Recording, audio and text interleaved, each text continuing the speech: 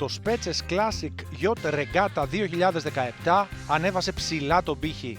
Ο δημοφιλέστερος αγώνας κλασικών σκαφών ιστιοπλοείας στην Ελλάδα έγινε φέτος ακόμη καλύτερος.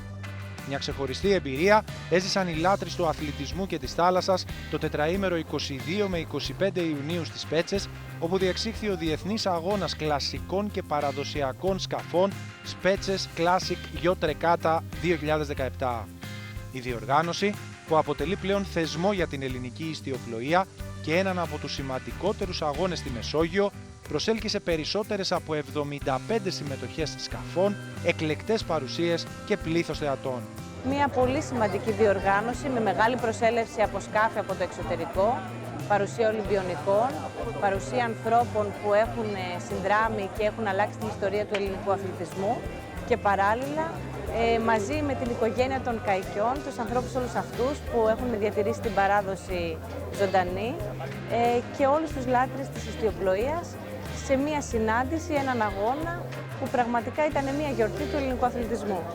Η ρεγκάτα διοργανώθηκε για 7η συνεχή χρονιά από το Ναυτικό Όμιλο Ελλάδας υπό την αιγίδα του Δήμου Σπετσών, περιλαμβάνοντας ιστιοδρομίες για κλασικά σκάφη, παραδοσιακά σκάφη και παραδοσιακές λέμβους.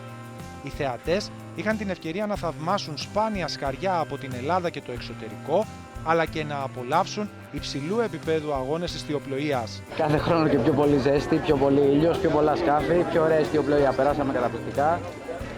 Τα σκάφη για μια ακόμη φορά κλέψαν την παράσταση. Όλοι οι αθλητές από όλα τα μήκη και πλάτη του κόσμου.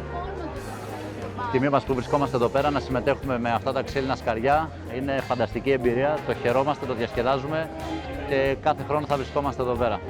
Μάλιστα, υπήρξε μεγάλη αύξηση των συμμετοχών από το εξωτερικό, με το πλήρωμα του Αντάρα να ταξιδεύει από την μακρινή Αυστραλία για να συμμετέχει στους αγώνες και ένα από τα ομορφότερα κλασικά σκάφη, το Puritan, να συμμετέχει για δεύτερη συνεχή χρονιά.